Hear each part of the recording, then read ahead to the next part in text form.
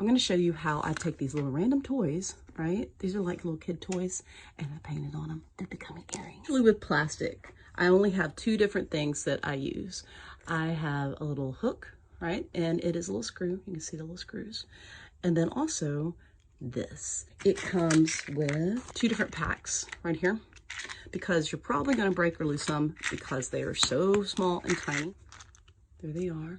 How do you know what size of bit to use? So you're going to take one out. I'm guessing the smallest one. You want it big enough to cover the shaft, but not big enough that it is too big for the little fins.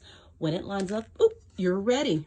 In this twist, it goes either right and gets tight, righty-tighty, or left and it gets looser, lefty-loosey. So make it really small first, and then I put it in, and I keep going. If you put it in at an angle, what can happen is it can bend it or it can break it. Okay, I'm pushing a little bit more. You're ready to go. So I'll make my mark.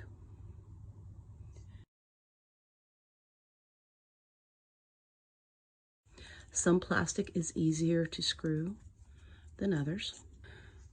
Once I get the hole, I just go back in. There we go. That's it. That's all you got to do.